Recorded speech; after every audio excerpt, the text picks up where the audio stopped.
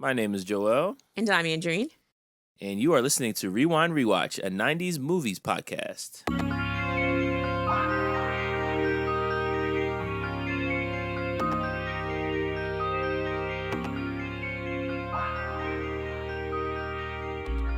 Welcome back, everyone, to episode 101 Yes. of the Rewind Rewatch podcast, where two siblings, my sister and I, rewatch 90s movies. We discuss what happened in the film, the characters, how well the film has aged, and at the end of each episode, we try to identify a theme and give the movie a rewind rating from 1 to 5 based on how rewatchable we find the movie to be today. We just had our celebratory 100th episode. Thank you again to everybody who reached out and gave us voicemails with questions that we could play and answer on the last episode. If you have not checked that out, please go listen to that. And the phone number that we had for the voicemails is still up. So, if anybody has questions for the pod or comments for us that you would like to have played on a live episode, then, feel free to drop us another voicemail. Absolutely. That was a lot of fun. All right. So for today's episode, we are covering To Wong Foo, Thanks for Everything, Julie Newmar. Very long title. Yes. Have you seen this film before? No, I actually never have. I was aware of it. Mm-hmm. I knew vaguely what it was about, and it looked like a movie that I should watch eventually. So now I have. Okay, this is a 1995 film with a PG-13 rating and a 1 hour and 49-minute runtime. We have two lovely listeners who requested it this week. We have Destiny out of North Carolina. Shout out to Destiny. And we have Thwip Stickers out of Georgia. Shout out to Thwip Stickers. I just want to pause here because Thwip Stickers, as you can imagine, sells stickers. Mm-hmm. And he has a whole bunch of 90s themed stickers. And so I went online, I looked him up, and I ordered these two stickers for my water bottle. And when the package arrived, there were about, 30 stickers in there that he gifted me. And he wanted me to share it with Joelle. In addition to that, he sent me this crazy pin. It's from Scream, and it's the scene where one of the characters, gets her head basically caught in the the garage door as she's hanging down, and so her legs are swinging back and forth, and on it says, "No, please don't kill me, Mr. Ghostface. I want to be in the sequel." That's how the sticker says anyway, but the actual pin is just her legs swinging. And oh my God, it is fantastic. I actually might post it on our Instagram so you guys can see it because I was super impressed with this. So shout out to you for hooking us up. We both have stickers now for our bottles. Mm-hmm. And we really appreciate you. All right. Now, before we get into the characters and who's in this, I just want to give a shout out to the director. This was directed by Beeben Kidron, and she also directed Bridget Jones' The Edge of Reason. That came out in 2004. And what's interesting... So she didn't have reason. She was just on the edge of it. It was the edge of reason. it, She didn't quite get there. I mean, Bridget Jones, that character is really wild. She definitely, teeters on between, She teeters on reason? Yeah, it's for part of it, she hates herself. Then she gets self-confidence. Then she gets knocked back down. It's like this back and forth fight with Bridget Jones. And this director, she's a British filmmaker, and she ended up becoming a politician, and she now advocates for children's rights and safety in the digital world. So I thought that was pretty cool. Okay. All right. You want to start with who the main characters are? Yeah, so we have three main characters. Patrick Swayze, who we covered on our episode Ghost. Also, Dirty Dancing mm-hmm. for the Patreon. Mm-hmm. Wesley Snipes. I don't remember covering any Wesley Snipes movies. We have not. For the pod.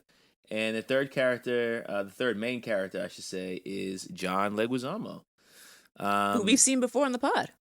We saw him on the pod. Romeo and Juliet. He was Tybalt. Oh, I completely forgot about that. Yeah. All right, so before we get into this film, how would you describe this movie in one sentence? 3 drag queens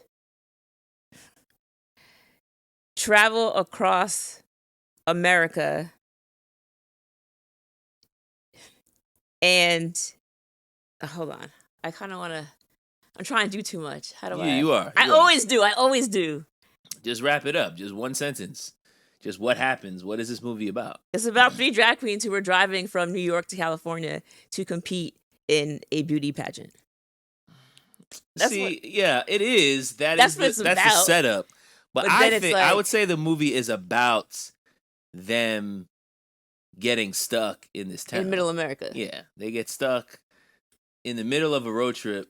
They get stuck in this. Where are they? They're in the Midwest?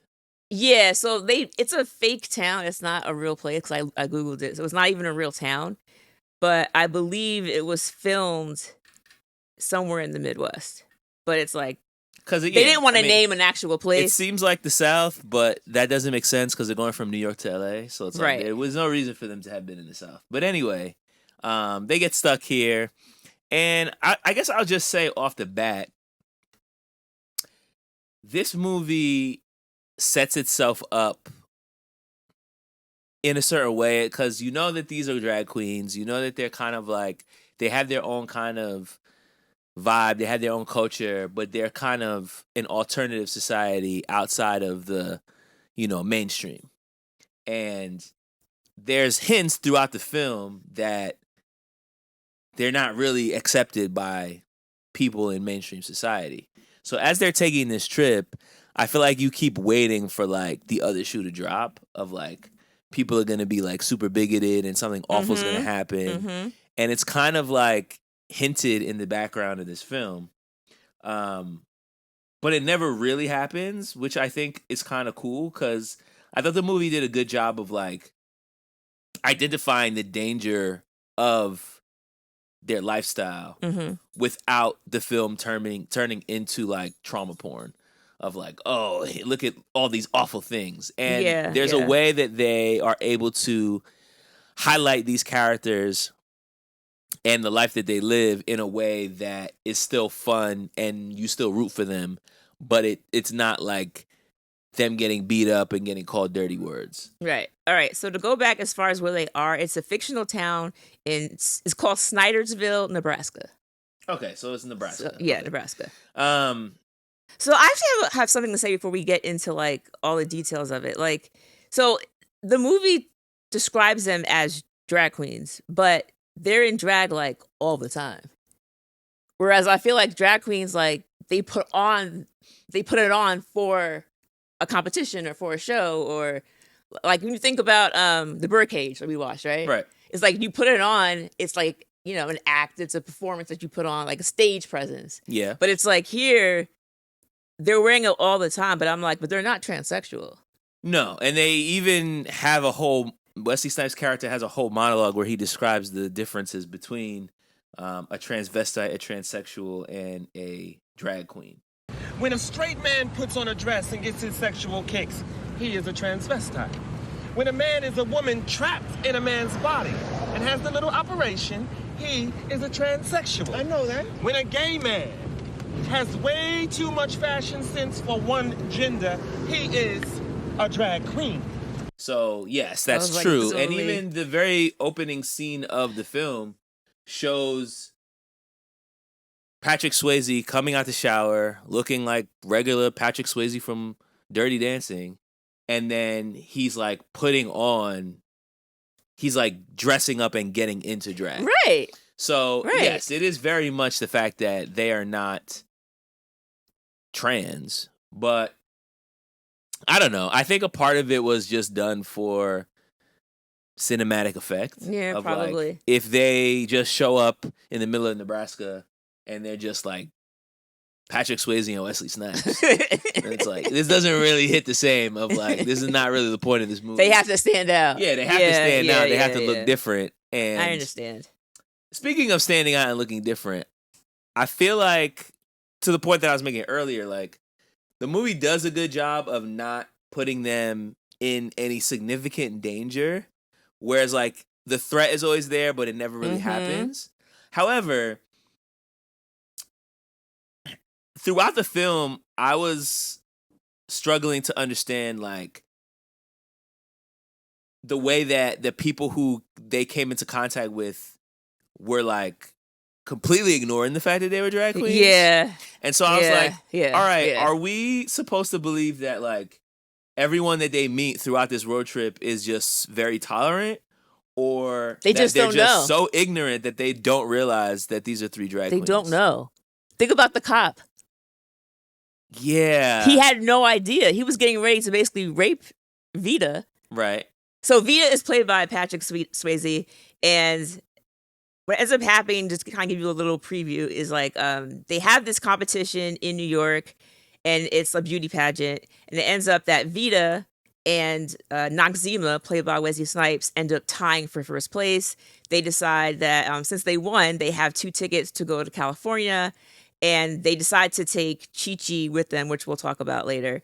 And on the road trip over there, they get pulled over by the police officer. The cop is obviously racist because he can't believe that this, beautiful white woman is riding around with, a black woman and an Hispanic woman. He says, like, very racist terms. Can I just say, like, that was the first tip-off where I'm like, wait, what's going on? Because at first I'm thinking, oh, this guy is... You think that he pulls them over and he's about to be, like, a bigot who, like, hates them because they're gay. Right. But he completely ignores the fact that they're in drag and just starts yelling at Patrick Swayze because he's like, well, why are you in this car with this black guy and this Hispanic?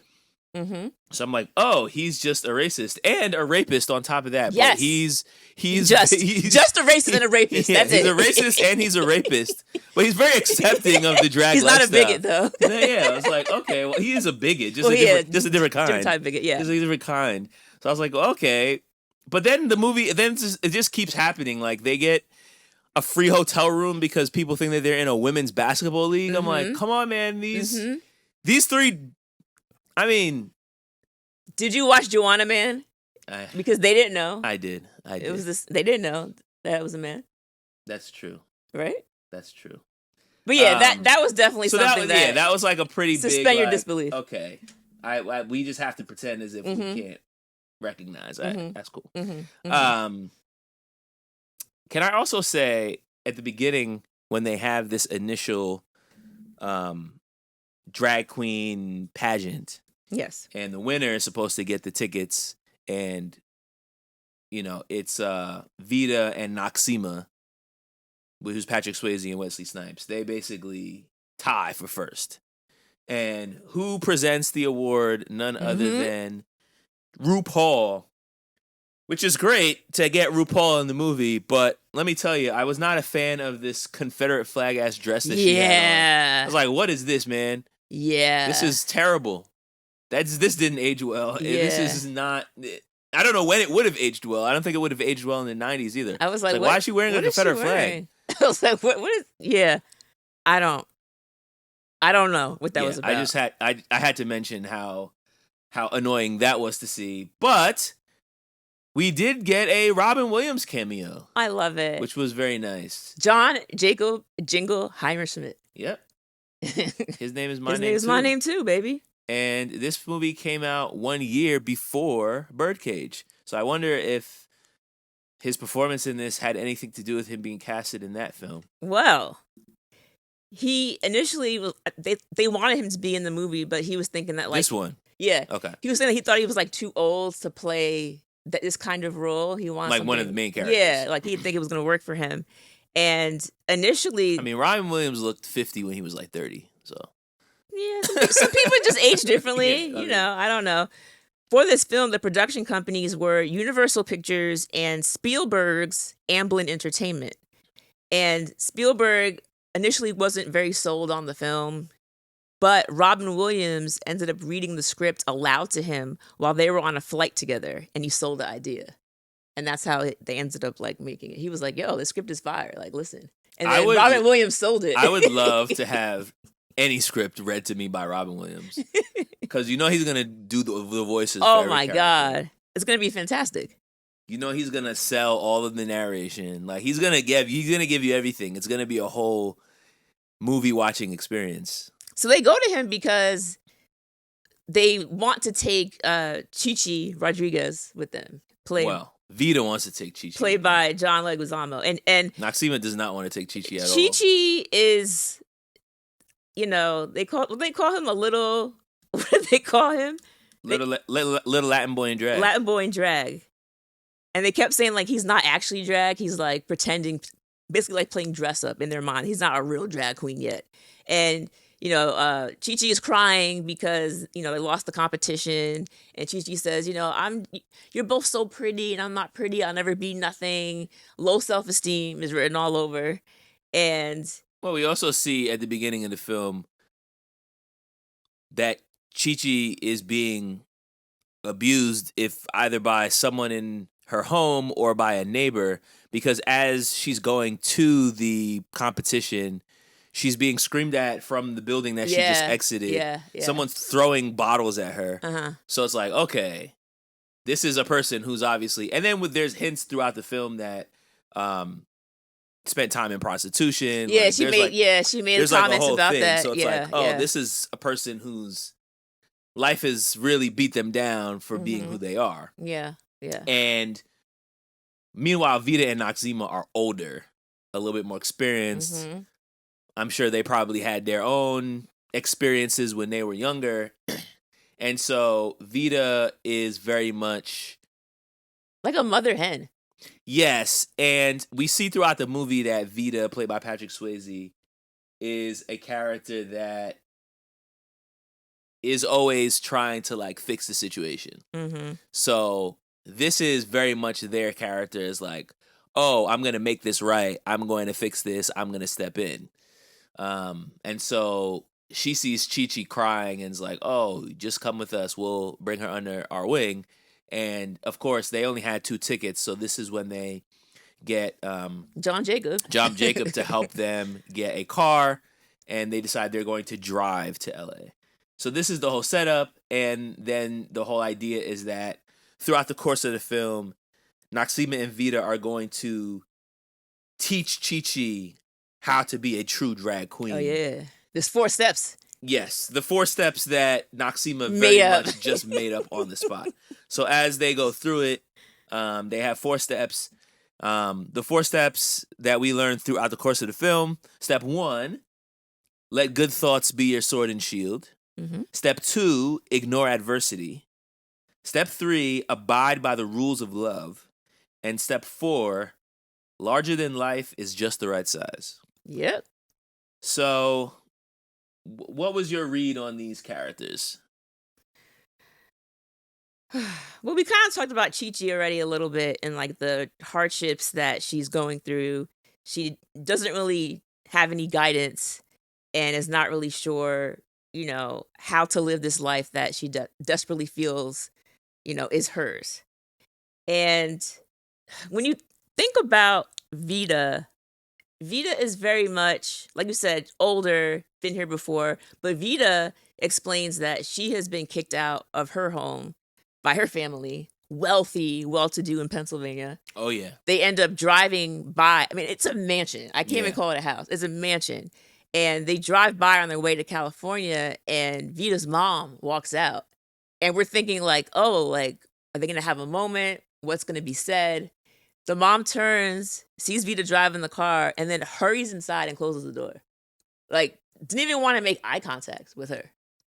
And at that moment, Vita's kind of just like, screw it, forget it. Rips up the map for some reason. I don't know. Yeah, that was rash. Why she did that. But, basically, Chi-Chi asked her, like, wow, this is where you grew up. Like, why would you leave this behind? And she said, I basically had to leave. Like, Vita had to be Vita.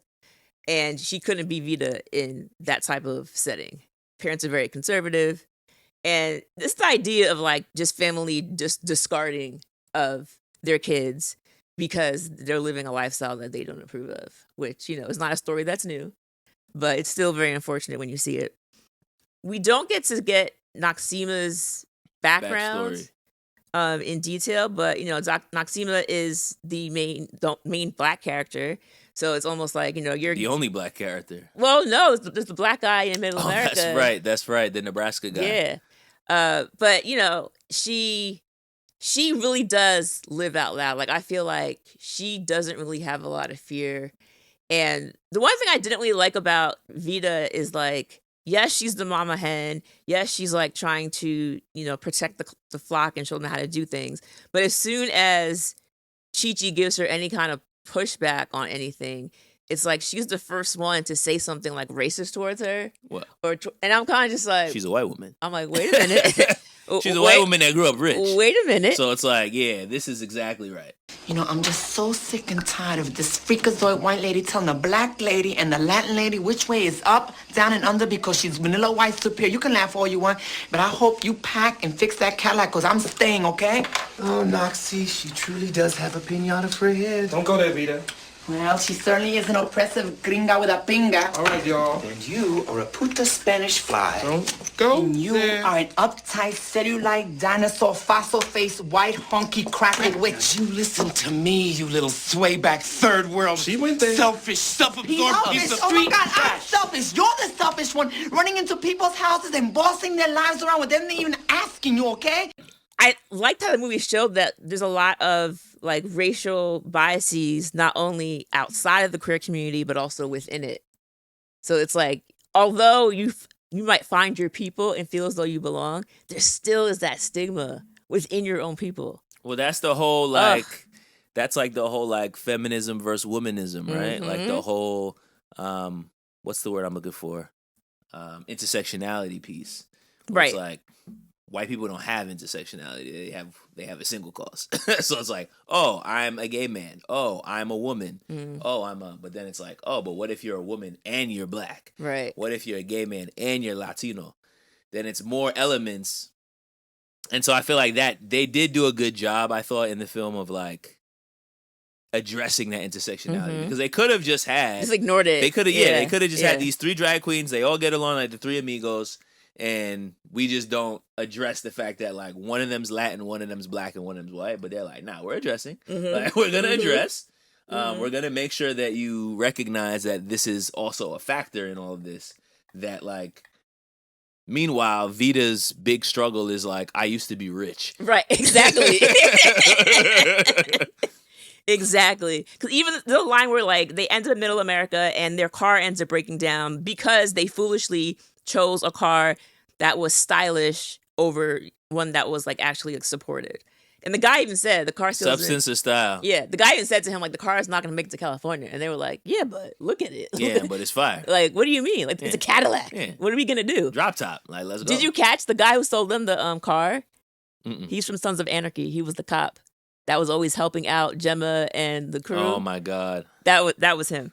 I did not recognize that. Yeah, That and movie is mayhem. the show. I mean, yes. yeah, that show. The That show is show's- mayhem, that but show it's is mayhem. fantastic. So they're driving across country, and of course, it ends up stalling out on them, and they don't know what they're gonna do. And when they end up in Nebraska, in this janky looking motel, they get like the presidential suite, which looks like nothing. And Noxima makes a comment like, the last person who stayed here was probably Sam Cooke, which made me laugh because it's like, first of all, it was mad long ago, but second of all, it's the fact that she mentions a black person when she says it. So it's very clear, it's very intentional. Even later on when she's talking to that old lady who doesn't really talk, they're talking about black actresses and black singers. Oh nah, Noxima is very clearly black. Yeah. Like blackety black. Like everything about Yeah. how they present is like, I'm representing black people. I'm constantly referring to black people. Even the photo that she picks up is Yeah. a black person. Yeah. So yeah. Yeah. And her and that mute woman like really vibed out. I really liked that. Yeah. That it was really It was a touching. very it was a again, I talked about this in the last couple episodes. And we talked about cheese, man. Oh. And I feel like, was that Harriet the Spy when we talking about cheese? It might have been episode 100. Anyway, Maybe. I feel like this movie had like this emotional core, especially when we have this scene with Noxima and the old white woman, and they're like connecting on these old actresses. Like they're talking about Dorothy Dandridge, and they're talking about her whole filmography and how they both idolize these like iconic, beautiful, statuesque women. Yeah. And it very much could have been a very cheesy scene, but it wasn't. And it actually hit. Like it was like an actually very nice emotional scene. It's because of the setup. Because they set it up as when they get to the town, you have this busybody woman who's telling everybody's business. Like, they haven't had sex in 3 years. And, this person, after her husband, like, lost the business and died, she became deaf and mute, but there's no medical reason for it. And as this old lady is wandering by looking like she's senile, she drops a picture, and Noxima sees it and picks it up and runs her down and basically just starts talking to her, thinking she can't even hear her, but she's still talking to her. And she was talking about, like you said, Dorothy Dandridge, Lena Horne, and she couldn't remember, like, the first film that Dorothy had starred in. And the lady, like, jumped in and said the name. And she's like, wait, what did you say? And they start having this love of, like, music and movies. And I think it was just touching to see that it really just took someone taking the time to sit down and talk to her for this lady. Because, like, obviously she could always hear and she could always speak, but she chose not to. And everybody's calling her crazy. And she's kind of like, I guess I'm the crazy person in town. Like, who cares? But now she found someone who, I mean, against all odds, nobody would think that these two would interact well. But they had this great conversation. I mean, even the colors, because it was, this lady's like pasty white. And Wesley Snipes is like black. You know what I mean? And so I feel like it was a nice... Just the color, like the hands-on-hands moment. It was just beautiful. Yeah, it was nice. I really did enjoy it. I really did enjoy it. This is the type of cheese I want. Like, not whatever else that we were seeing in. I can't remember what movie I was talking about. I think it was Patreon, because we just did the Field of Dreams. Oh yes, that's right. Thank you. I was like, I know we just watched a cheesy movie. Yeah, I couldn't remember what it was. Yeah, Field of Dreams. Yeah. Oh man, Field of Dreams. So yeah, there are a few moments, I addressed this earlier, but there are a few moments in the film where it looks like something might go left and then it doesn't. Well, it did once. And I'm watching this movie and at first my wife sits down and she's like, what's this? What are you watching? Da da da. She starts watching with me and then she sees like these drag queens about to take a road trip and she's like, this is going to get really nervous, bad. I can't watch this. Yeah. So she just gets up because she's like anticipating it being awful. Yeah. And then the movie ended. I came upstairs. I'm like, babe, nothing happened. It was fine. But the first time is when Chi-Chi decides, I'm tired. I'm tired of being in this car. I'm going to go to the hotel. And so they're like, no, don't go in there. Like, people are going to do something to us. They're going to try to hurt us. And she's like, I don't care. Mm-hmm. So she goes in the hotel, and you think something bad's going to happen. And then the hotel manager's like, oh, hey, I have your room. Your group's already inside. And there's a women's basketball league in there. And they just are fine. And they get room and board. Mm-hmm. Then is when they get pulled over by the cop. And you're like, oh, man, this guy is going to hate them. And instead he assaults one of them, which is bad enough.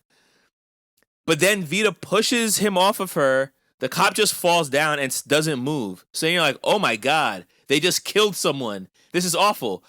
But again, it doesn't end up being awful because then it turns out that the guy just gets up later. Like he's just passed out for like half of a day.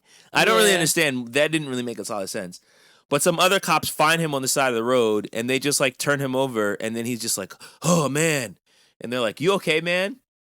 Which is weird because why was he just laid out? But in any event, he's not dead.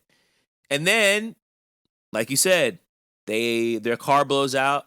Some guy in a pickup truck comes by. You're like, oh my God, this is really going to get bad. Yeah, she hitchhikes and gets him to come and she heals him down. No, he's just a nice guy. He just stops them and just picks them up. It's like, oh, we'll have a place for you guys to stay.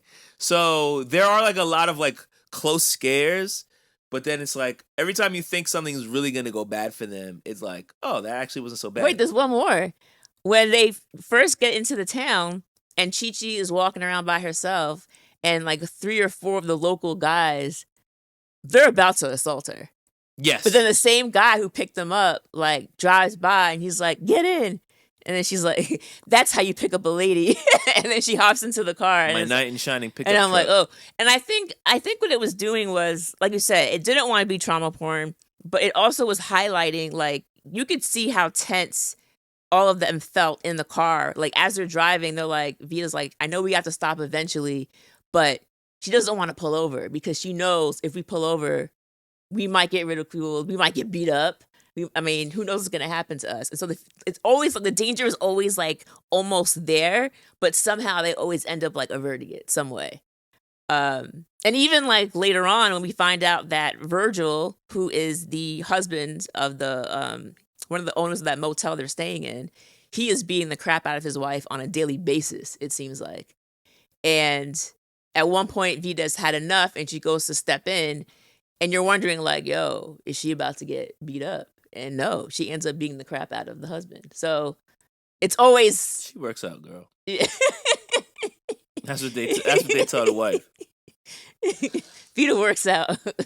So this couple, Virgil and Carol Ann, and when we meet Virgil, he's the guy who owns the pickup truck that ends up no, he owns the tow truck that the guy in the pickup truck, Bobby Ray. Bobby Ray. So Bobby Ray picks them up, and then he gets Virgil, who has the tow truck. And we see from the onset that Virgil and his wife Carol Ann rather, are not on the most positive of terms. We later see that he is abusive, not only verbally, but also physically. Mm-hmm. And again, Vita being Vita is like stepping in, trying to save the day, and like giving Carol Ann a pep talk about how she needs to stand up for herself and this, that, and the third. And this is going to sound I don't know how this is going to sound, but I feel like the movie does a good job of skirting all the potential danger that could have been happening to these 3 drag queens in a convertible driving across the country. And so much so that I kind of felt like the battered wife storyline was kind of just like bringing down the mood of the movie, man. Like, I was just kind of like, oh man, this again. And I know it's a real thing, and I'm not saying that I'm like trying to like hide from the fact that people get beat up by their husbands. It felt like a very dark thing to happen in a movie that was actively trying to stay light. And so, I don't know. It was a kind of a bit of a mood killer for me, like that whole storyline. And I don't feel like it added that much to the story to begin with. So I could have just done without it. Well, I think they needed Vita, again, to be there to end up giving, Carol Ann the confidence that she needed to finally leave her husband. So she needed someone to step in and be like, girl, you're better than this, you're stronger than this, to eventually want to leave. Because the biggest part is so the whole idea was that there needed to be something troubling in the town that Vita and Noxima came and fixed. Yeah, because when they went there, they thought that they were going to be the ones that were going to have issues, that they were going to be bothered. And it turned out the people in the town were generally really just nice people, just living their simple lives. And so it's like they both kind of... The women were nice people. Well, yeah, that's true. True. The guys had to be taught a lesson by Noxima apparently grabbing one of the guys by his... Not apparently. She grabbed the crap out of the it. nuts, man, because the same group of country boys, ruffians, these same country boys who tried to assault Chi-Chi, who had to be saved. The same group of guys, when all of the drag queens and the women in town have a day with the girls, they're walking out of like a beauty salon, and the guys are like catcalling and just being generally gross. And Noxima don't play that. Mm-mm. So that's when she goes over to them. Yo, what was that? What you said? And you need to apologize. They all laugh in her face. Like, what? Oh, you're laughing in my face? All right, cool. grabs the ringleader by the nuts, Tommy drags him over to the group of women, and makes him apologize. and says, when you see a group of women, you don't catcall, you say good morning. Or if it's later in the evening, you say good evening. And then he learns his lesson because the next time he runs into them, it's good afternoon, man. Mm-hmm. Did you catch who the guy was whose balls got grabbed? No. He was the teacher in Never Been Kissed. Oh, boy. The pedophile? So he doesn't play really good roles. I think he plays just creepy jerks.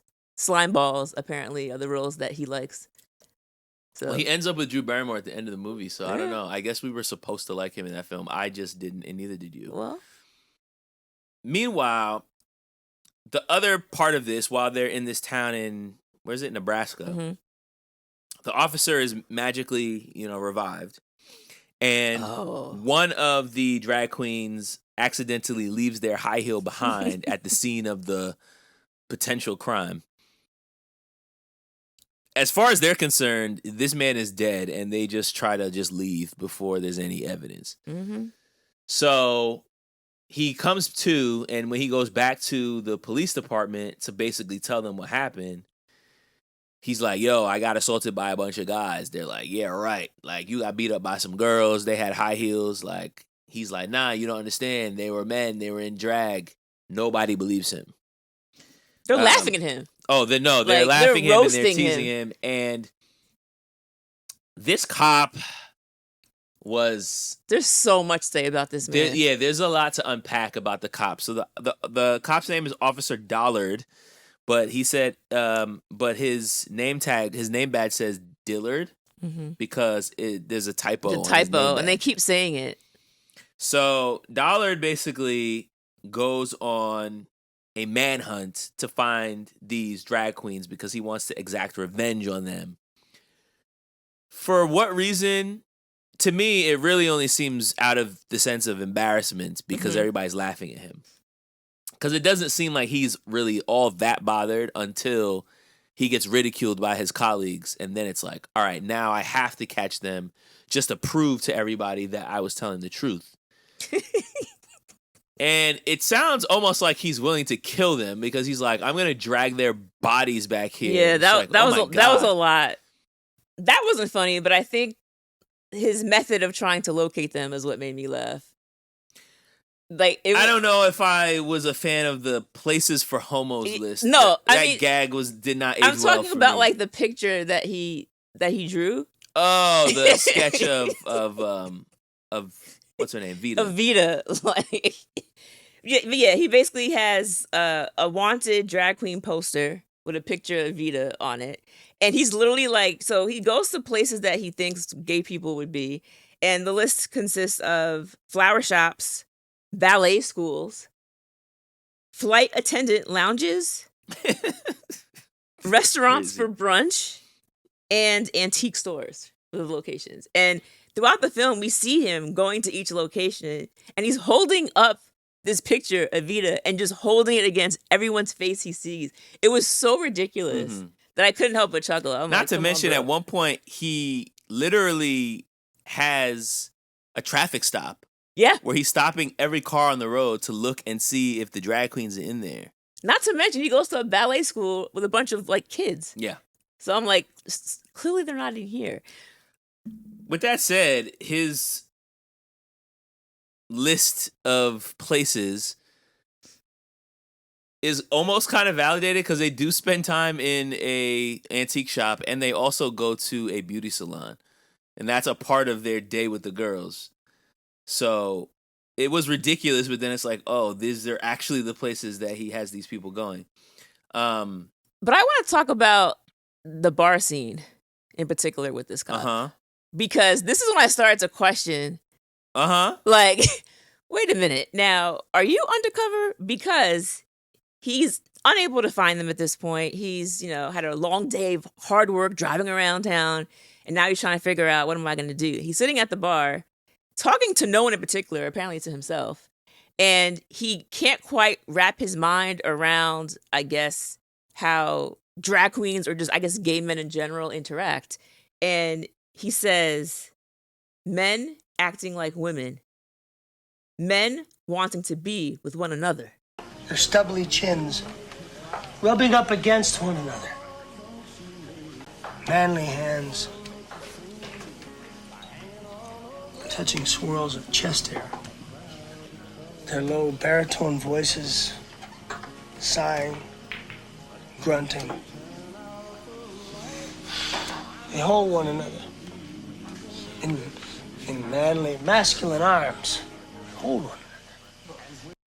So I'm like, bro, are you yearning for this? Yeah, that was Like, bizarre. I That was said, bizarre. Are you? That was bizarre. Dude, Because I'm Are like, you wait. interested? I'm like, so after all this cop is just gay? yeah, Like, yeah. It's like, what? But then he continues the search. He continues like trying to he goes to the town, like bring the drag queens out. They're gonna corrupt your town, and I'm like, but are you gay, bro? I mean, maybe that was the point. Maybe the point was to say that, like, if you are this preoccupied with what other people are doing, maybe it's because you actually wish you could do it. I mean, we mentioned this in was it Birdcage or Philadelphia? It might have been Birdcage. I don't remember. But we talked about how, like, I think it was Birdcage, about how people who were like, the moral order type thing, people who were so against something and like you screaming and yelling about it. In some cases, it's like, do you hate that this is part of you and that's why you're so against it? Yeah, What's really happening? Yeah, I think Gene Hackman in Birdcage is just one of those just like old white Christians who just hates things that are different. Versus Officer Dollard in this movie, who like is closeted. So that scene in the bar was like, okay, if there was ever any doubt, like we're going to make it so that you know. Yeah. Because why are you like fantasizing about like the descriptions, a hand swirling chest hairs? Now like, when he tufts said, of chest hairs, like come on, bro. Like I never dream about tufts. Now it was for me. It was the rugged aftershave and the baritone voices sighing and grunting. Yeah, come on. It's like, all right, bro. Like you would never say this. You would never say this unless you were like yearning. You were yearning for it. So it's like, all right, bro. Just come on. It sounds like he would definitely be watching Heated Rivalry. Oh, 100%. Yeah. 100%. But it's just like, bro, yeah, this is obviously you're just in denial. So at the end of this film, basically, like you said, they are supposed to have this, what is it, strawberry pie eating contest? Yeah, but the I think it was Vita and Noxzema like changed it into they this said if you have Red a and party, Wild they said party. if you have a party, it has to have a theme. So what's the Yeah. theme of it? They're like, what do you mean? We just eat pies? Just like, nah, come on, dog. Y'all have no swag here. Like, we're trying to swag you out. So that's when they come up with the Red and Wild theme. So everybody has to like get dressed up in the red, da da da. And I like also the whole day with the girls. I love that. What it does is when they get there, they realize that, it's going to take us like a whole weekend for our car to get fixed, so we're stuck here. They ask for things to do, and the people are like, yeah, we don't really have anything here for you to do. Like, this is not a cool part of town. Like, we just here. So they kind of just make their own fun by like going to get their hair done, getting makeup, getting their nails, going to the antique shop and getting these fly 70s outfits. Yeah, makeovers for everybody. And just like doing stuff to just like pass the time, but also giving these women who live in this boring town like a little spice in their lives. Color. Where it's not just like them watching their husbands fix cars. Yeah, pretty much. Even like their hotel room is like completely, beautified. They have like if you even could call it a hotel. It was a spare room in somebody's house.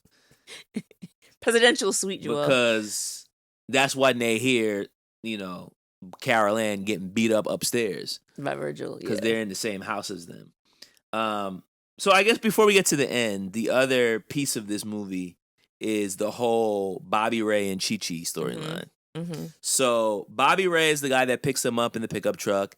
He's the guy that saves Chi Chi when she's about to get assaulted. And he takes her away, and they're like walking down the train tracks, and he ends up showing her like a Coca-Cola what's it called? Billboard that he crossed out Coke and put Chi-Chi, so it said like I love Chi-Chi or something like that. It was very juvenile. It was very like, middle school. And Chi-Chi's like, "Oh, you did this for me? Oh my god." So they're like, yeah, again, like, does Bobby Ray know? Like, is he? No, he doesn't know. He just thinks this is... Because that's why Noxzema was kind of like, what's going to happen when he realizes that you have a penis, basically? And right, like, there's only one way this ends up. Yeah. Like, at a certain he point... doesn't know. At a certain point, you're going to have to, like, take your clothes off. Yeah. So, yeah, it's all very, like, courting from, like, Happy Days. It's like very innocent. It is like, very innocent. Will you come with me to the sock hop? Kind of like courting. And this is very validating for Chi-Chi, who feels like she's been neglected and basically looked over her entire life, or people just use her for sex. So it's like, oh, this is someone who like is actually interested in me. And she's very wrapped up in this whole thing. But Bobby Ray is like the innocent of the innocents. Yeah. Like the most innocent man. Boy, really. Like he's probably 18. And there's this whole conversation where Chi-Chi is threatening to just stay in Nebraska to be with Bobby Ray. And they're like, all right, like, girl, you actually can't do this. No. Because, number one, he doesn't know the truth about you. And number two, you're not staying in no damn Nebraska. Like, get it together. Yeah, it's not going to work.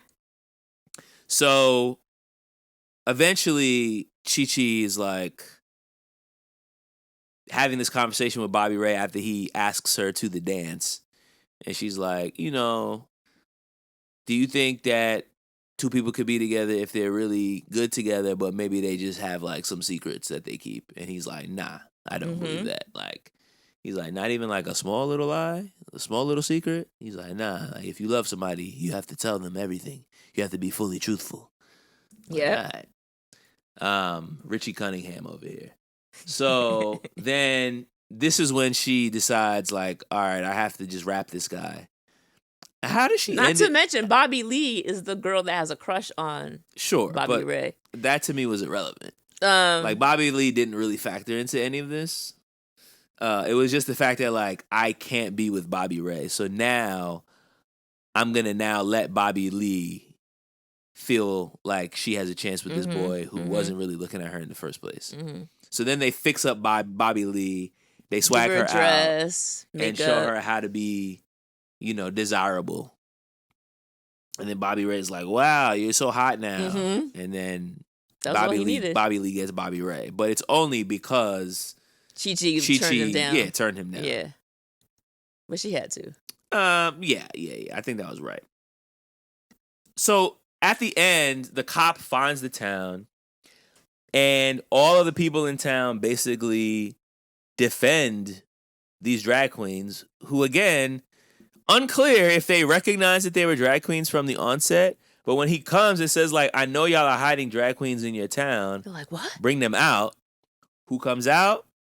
Carol Ann, the battered wife, who Vita beat her husband up. And she's basically like, oh, you're looking for a drag queen. I am the drag queen. Yeah, because she's dressed like Vita. And you're holding my high heel. And he's like, ma'am, get out of my face. You are not a drag queen. And then basically everybody else in town just pops up. I'm a drag queen. Yeah, I'm a drag queen too. I'm a drag queen too. He's like, oh, you people are sick. You're going to defend these people. Ah! Yeah. So then he leaves and... Incensed. And then Virgil also just leaves because he's like, oh, man, I can't beat my wife up anymore. And he could because Vita's leaving. He just gets in his truck and goes away. I'm like, all right, this is... Yeah, I didn't really get that. Very cartoonish. The end of this movie just didn't really make any sense. I mean, the fact that nobody in the film, except for maybe Carol Ann, did not seem to realize that they were drag queens was already pretty ridiculous. But for me to believe that this small podunk town in the middle of nowhere is going to like all come to the defense of 3 drag queens arms against the cops. Yeah. I was like, all right, this is a little overboard on the cheese. That was the worst part. When it comes to the Swiss cheese. Yeah, like this was the cheese I didn't love, was like the ending. I think this is like a little bit though, like nah, it wasn't the worst. It wasn't the worst. It was cubes. You know. It was like little little. It was like the cheese cubes that you pick up with a toothpick. It was like, this is a little too cheesy, but it's not like cheese. it's okay. It's I don't okay. have it's like it's just appetizer. It's fine. Yeah, they end up like having like a nice dance party, dancing on top of the tables. Everybody's wearing red colors. But then Carol Ann's like, "Oh, I don't see you as a drag queen. I think of you as an angel." An angel, yeah. So but that's what she said. I don't see you as a man, and I don't see you as a woman. I think of you as an angel. I was like, all right, this is cheese. This is cheese. Then now we're getting into the Gruyere. This is now we're getting into the whole Manchenga. Like it's too much. But she knew that Vita was a drag queen. But that's what I'm saying. Yeah, it seems like she was the only one who knew. But then everybody else was like, "Oh, they're drag queens. Who cares? We love these girls now." So then it was lit. And then as you mentioned, there is one other black guy in town who apparently has known this white woman, whose name I'm for Beatrice, who is the town gossip. Mm-hmm. And Beatrice and this black guy whose name I don't remember apparently have been flirting with each other for 30 years. Yeah, that's ridiculous. And then he comes up to her at the end. And he's like, "Man, I have been waiting 30 days to ask you this. Man, I had this dance." I'm like, why did you wait 30 years to ask her to dance with you? That's bizarre. He didn't even ask her for a date Jimmy or Joe. for a kiss. Yeah. He just asked for a dance. I'm like, you waited 30 years for this? You're going to be waiting another 30 years before you kiss this woman. She might die before Probably. Yeah, I she didn't said really something weird like, "Oh, he's the nicest colored man I've ever known." Like, what year is this? Yeah, that was. Yeah, I didn't really understand anything about that, but I guess they're happy together. This apparently in this town in Nebraska is very scandalous still to be in an interracial relationship, but I don't know. Nobody else seemed to care. They didn't. It wasn't like, "Oh man, everyone here is super racist, and I can't be with this black man." Not to mention, Jimmy Joe runs like the only like general store in the town. Exactly. So they all go there all the time. So, not to mention, everyone's store or house is like 5 feet away from each other. So, what's the big deal? He's not an outcast living on the outskirts of town. I didn't really understand. I was like, all right. I didn't really understand. I guess. But, so at the end, they finally get in the car, which, by the way, Carol Ann fixes. And I'm like, well, if you know how to fix cars... They were waiting for the piece to come in, remember? He said... Did it come in? It must have, because they got there, Friday or Saturday? Yeah. And the piece wasn't going to come in until Monday. So they were waiting for the piece. And once the piece came, they said it would take 5 minutes to install. So I guess her husband taught her some things on how to work on cars. It's believable, I suppose. They finally say their goodbyes, get in the car, and make it to the National Drag Queen Competition, which is won by none other than Chi-Chi. Chi-Chi. She looks great at the end. And Chi-Chi, well, yeah, because she wasn't doing her own makeup anymore because... that foundation... It was a mess. It was a mess. And she even said, like, I need to find the foundation that's closer to my skin. So I think she was supposed to be kind of a hot mess. Yeah, yeah. And then at the end, it's like, oh, she's a true drag queen now. Like she actually looks good. Mm-hmm. And that's how the film ends. Do you have any quotes that you wanted to highlight? Because I definitely had some. I mean, all of the best quotes for me came from Noxima. Like, I liked Chi-Chi's quotes. I thought Noxima was just she was just dishing them out. Like, little Latin boy in drag, why are you crying? Like, it was just amazing. It was just amazing. They get to the town, and they're looking around, and Noxima's like, and you thought the Dust Bowl was over. That was funny. She's just going in the whole time. I ain't driving you no more, Miss Daisy. Like, she had all the quotes. She was going crazy. No, but I like Chi-Chi's vibes. Like, for instance, when when they're trying to get someone to pick them up after the car runs down. She said, "I'm the Latina Marilyn Monroe. I got more legs than a bucket of chicken." And then she walked out onto the street. I laughed. And then when she where was it? Oh, this is actually Vita. When they're driving and the cop pulls them up, the lights flash behind them, and Vita goes, "Oh, what in the gay hell?" That was like a really classic line that I enjoyed. And then I think there was one more. It made me laugh because of the fact that we covered Armageddon. When they first get to the town, Chi-Chi sees the guys and she says, "I love roughnecks." And I was like, "Oh, Armageddon throwback." But yeah, I mean, this was fun. I definitely like chuckled throughout the film about some of the things that the girls said. Oh, the last one I want to say was Vita. When the cop was trying to harass her, she kept saying no, no, no, no, and he's not listening to her. And she says, "When a lady says no, she means get your hand off my dick, buddy." And then that made me laugh. That's crazy. And then he passed out for 24 hours. Well, she works out. All right, so the theme of this movie. I mean, I think there's two central themes that I got out of this movie. One was pretty obvious, to just treat other people with respect. I think that the three of them throughout the course of this movie are basically trying to be seen as just, normal. And I think when they go to this town at first, it's kind of like, what are these people doing here? These very flamboyant women, because apparently they can't tell, from New York City. But they're still pretty accommodating, and they're still pretty helpful. And the one exception, of course, the main exception is Virgil, who is beating his wife up for no apparent reason, despite the fact that she's doing everything, cooking, cleaning. Also, I can't believe I forgot to mention, this man was so white that he was offended that she put spices in his food. I said, man, this is incredible. That was pretty funny. She said, "What is this?" "I still taste the spices." Not spicy. Spices. Spices, yeah, spices. Yeah. It's like, yo, I want this bland as possible. I want this, I just sauce. It should just taste like red. So yeah, it's like, yeah, treat other people with respect. And I think that's even like with the whole how they address the Bobby Ray experience. But then the other part is that who you are on the inside is more important than how you look.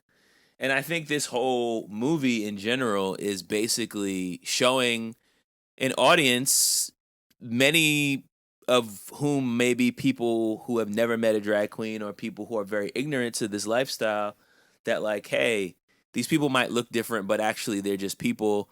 They should be treated based on, how they act and the type of people that they are, not based on how they look.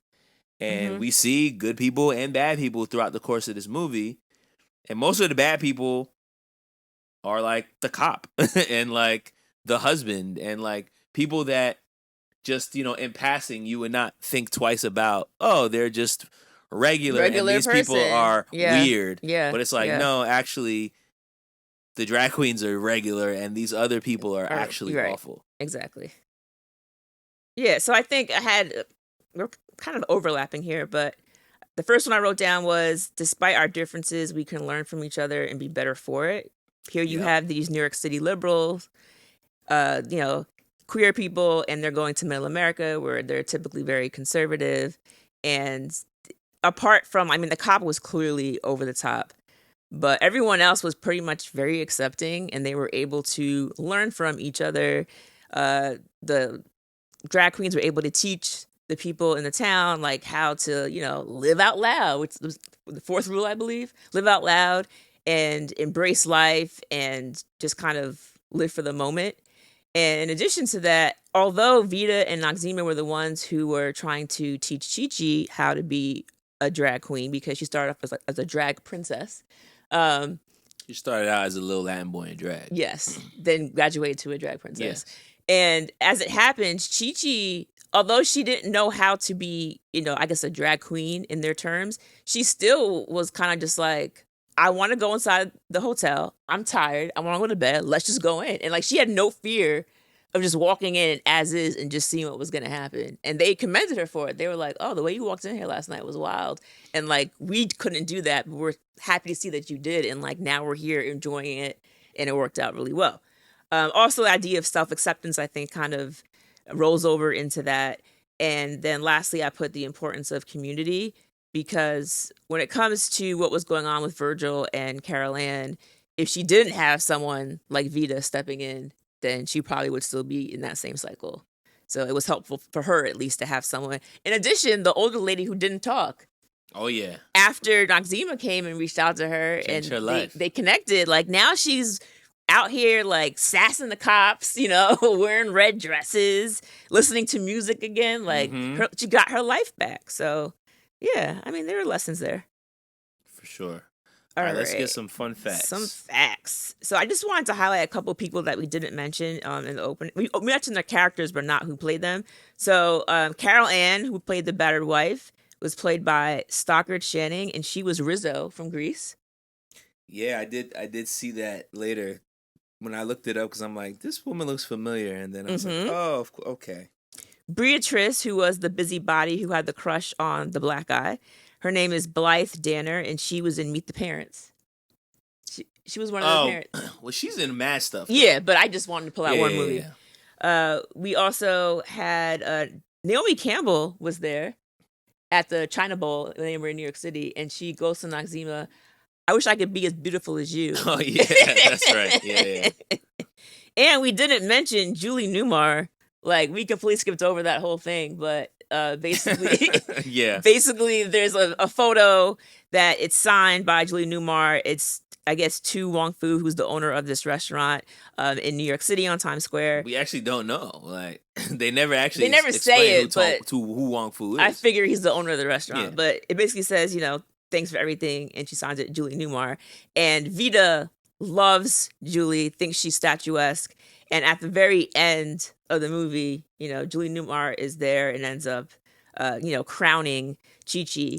She played Catwoman in Batman back in 66 and 67. She's actually still alive. She's currently 92. Who is? Julie Newmar. Oh, Julie Newmar. Yeah. Oh. She's still alive. So this was actually inspired. The writer who did this entire movie wrote it in response to anti-gay propaganda film. It's called The Gay Agenda. And as you can imagine, it's anti-gay propaganda. Yeah.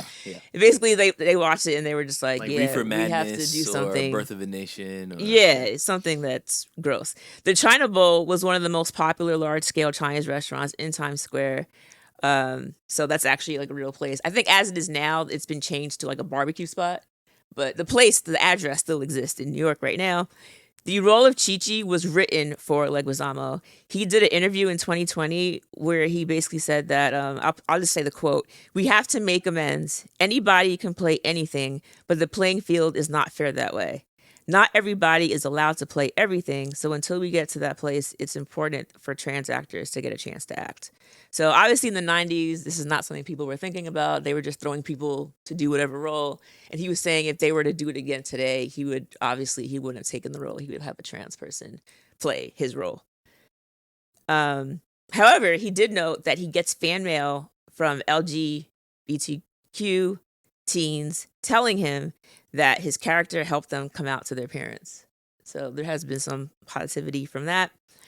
And then as far as for Vita's role, the reason why Swayze got it is because he's a trained dancer. And they said that he knows how to move with grace.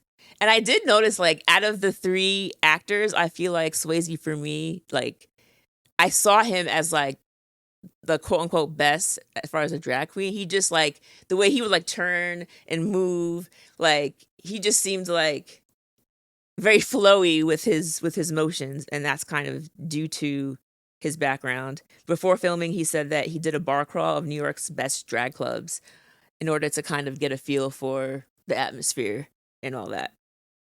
And then lastly, I just want to say that on the set, apparently, Leguizamo and Swayze didn't see eye to eye. Leguizamo said that he would often ad-lib his lines because he felt like that fit with Chi-Chi's character, just kind of like all over the place. And Swayze would be like, so are you going to say the line that way? Like, you're not going to say it the way it's written? And he'd be like, no, I'm not going to. Because the director didn't care. So it's kind of like, bro, the director's fine. So like, are you an actor or not? You can't go with the punches? but I guess it's like he's waiting for his cue and like the cue's not coming. Bro, go with it. You're a professional actor. No, bro. he wants the script. Zip zap. He wants you didn't have a zip zap? He wants to stick to the script. It's going to be a musical. Well, it already came out in England, his musical for this. And then I just want to give like a quick shout out. There are a number of legendary drag queens that appear in the film. Lady Bunny, Miss Coco Peru, Hedda Lettuce, Misunderstood, Lady Katira, and of course we mentioned RuPaul. So shout out to them. All right. So time for the rewind ratings. Where we rate the movie on a scale from 1 to 5 rewinds. I mean, this was a fun movie. It's pretty much what I expected it to be, for the most part. I will say that I was really impressed by the performances by all three of these guys. Like that was probably the biggest surprise for me, is that I thought it would be a little bit more like cartoonish and silly, and it certainly was in parts, but I thought they were like legitimately trying to be drag characters. It wasn't like a Mrs. Doubtfire situation. Right, like, right. Oh, okay, this guy is just obviously just doing this for laughs. Like they felt like real people, and I don't know, maybe an actual drag queen would watch this movie and say absolutely not. But from my perspective, I was like, oh, like these guys like really are doing this movie. They're not just goofing around and making a mockery of it. So I was like really impressed by their performances. And I also noticed that this would never happen now. Like if they made a movie like this in 2026, they would just get 3 drag queens to do it. Which makes sense, but I also think the fact that none of them were made the performances more impressive to me, because they had to like really dedicate to like get this right and not make it be offensive. And I think that is also echoed in the fact that people in the LGBTQ community are reaching out to these characters and saying like, thank you so much for making this movie. So I thought they did a really great job with it. And I was pleasantly surprised to see that there wasn't like the trauma aspect. We saw a little bit of like, the bottles getting thrown at Chi-Chi, some of the experiences that she had just being out living in the streets, or the fact that Vita's been abandoned by her parents. But the fact that they all were able to kind of continue to live in their truth, be proud, to still like have lives that they weren't like living in some gutter somewhere. Like it was like more affirming than I think it could have been otherwise. And so that was like a pleasant surprise. So I'm going to give this a 3.5. Okay. That's good. Yeah, I went into this movie like not really sure what was going to happen, and I was ready to cringe. I was just so nervous it was going to be just like a bunch of like jokes or like, clowning around. And yeah, like as it started and I saw them like getting ready to do the road trip and all that, and I was like, oh, like they're really doing it. Like even like putting their face on and getting ready to go out and watching the competition, it just seemed like, oh, like this is a real competition with a bunch of drag queens. And they had a bunch of actual drag queens in the show, so that was cool to watch. As far as things that didn't age well, we've mentioned this before on another movie. I can't recall what it was, but they had this whole like side story of like one of the characters in this town was this store owner who has this crazy stutter. And I was like, why do we have to have these stuttering all the time? Like, I just never understand the stuttering thing. And It's a very 90s trope. yeah, the busybody actually mentions it first, that he has a really bad stutter, and we see it throughout the film. But then he gets a book from Maxima, and he's able to read the book, and the stutter is gone as he's reading. It just kind of like evaporates. So I guess she cured The him. drag queens healed the town. Yeah. And That's they drove Virgil out. That's really what happened. Yeah. That's really what happened. So I didn't care for that, but like you said, it could be a lot worse. But watching it, I did appreciate the fact that the dangers were like, we were aware, like, yeah, you're walking down the street as a woman, this can happen. And watching it as a woman of color, it's definitely like, walking by yourself, you don't want to do at a certain time or in certain neighborhoods. And so, pulling over the side of the road or getting in a car, hitchhiking, like, you definitely don't want to do that with two of your girlfriends. Like, that's insane. So I think as a woman watching it, there's definitely a lot of those dangers that you see day to day as just being a woman. And that becomes intensified, one, if you're drag or trans, and then two, if you're a person of color in drag or trans, it gets even more intensified. So they mentioned enough of it without it being crazy. I also like the fact that they mentioned the racism, outside the queer community as well as within it. And it was 2 hours, but yeah, I wasn't staring at my phone. I enjoyed it well enough. I'm going to give it a 3. All right, not bad. A 3.5 and a 3. Please reach out to us and let us know your rating for To Wong Foo. Thanks for everything, Julie Newmar. You can reach out to us at Rewind Rewatch at 1990. Rewind Rewatch 1990s at gmail.com. Social media, we're on YouTube, we're on Facebook, we're on Instagram, we're on Twitter, we're on TikTok. I'm on YouTube. I did say YouTube. Oh, sorry. Because that's new. I want to make sure people got that. It's yes, new. We are on YouTube. All of our episodes have been uploaded. So if you like to listen to podcasts on YouTube, then you can do that. And like I said, our phone number is also still available in the bio for the podcast. So if you want to drop us a line that way, feel free to call in. Do you want me to say it again? Yes. I'll say it. Because I don't have it memorized. It is 202-688-5195. And I did want to give a shout out. We got a first time email from Romello, who recently listened to our Best Man episode, and they sent us some messages. We had asked on the episode whether Mia or Harper was more to blame for what happened. It's a tough one. There's no innocent party here. Well, Romello said that, in his opinion, he thinks that Mia was more in the wrong because she's the one who initiated the sex with Lance. That's true. And the fact that it took, with Harper, the fact that it took Lance 14 years to forgive Harper, he's like, it's kind of hard for me to realize that he married her the same day and took 14 years to forgive. No, that is like that's kind of wild. That is definitely a legitimate point from Romello because he should have been equally upset with both of them. Yeah. But it seemed like he was only angry at Harper. And yeah. I also feel like the Lance character in The Best Man was very much like, I feel like he saw his wife as like a prize.